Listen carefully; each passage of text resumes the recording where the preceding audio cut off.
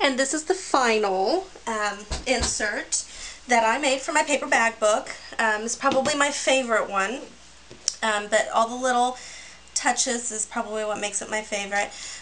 But you have the insert here that you can put a photo on the front and the back. I kind of grunged it up a little bit there. Added some ribbon, the whole, a little embellishment hanging off there, another embellishment here so you can pull the tag in and out, a little pocket and a flower. And then I kind of distressed the back. Alright, so let me show you how I did that. Again, I've already pre-cut all my papers just to make the video a little bit shorter for you. But this is the size of the base of the tag. And this is going to be my pocket. Now the pocket is about 1/4 of an inch smaller on all 3 sides. And that's just because I want it that way. There's no particular reason. So I went ahead and cut it, rounded all the edges except for the top here. And I'm going to get my Tim Holtz Distress ink. This is the tea dye. And I'm going to distress the edges of my pocket paper. And this is just paper. It's not cardstock, but you can use cardstock, of course. And I'll do the top here as well. Okay, just a little grungy. And then I put pop dots all the way around the 3 sides, and you'll just peel those off. Once you have the backings all peeled off, you're going to flip it over and attach it to your base. Just like that. Okay. And then your tag, or the little piece that goes inside, like that, is going to be about almost 1/2 inch smaller on the sides than your pocket. And you're going to want that to sit right about there so that you've got a little bit of space up here. Okay, and then all I did was I used my border punch to punch this, and I used just my handy dandy little hole punch to punch this hole there. And it slides right in. And I need to add my ribbon, which I've already cut. And I'm just going to pass that through. And I'm going to go ahead and add my little hanging embellishment. If you want to iron your ribbon first, that's fine if you need to. Might not be a bad idea.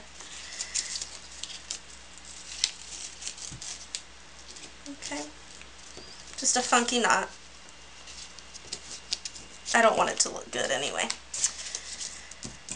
Okay, so there's that part. And then I also need a hole up top for this little doohickey, which is a little bit more difficult than a regular paper clip. But if you play around with it long enough, you figure out how to do it.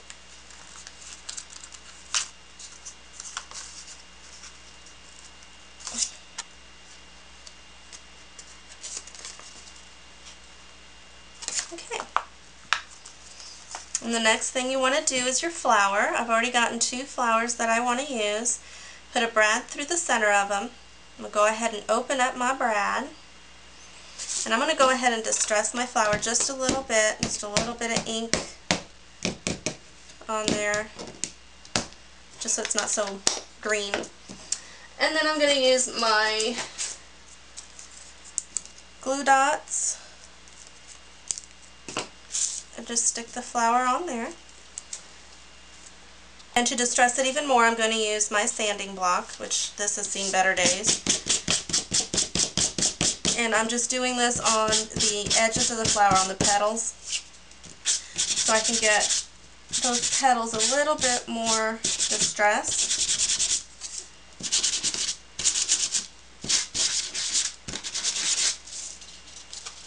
And it's not a lot, but it is enough to where it kind of changes the look a little bit, so it's not so crisp. Okay, and then on the back,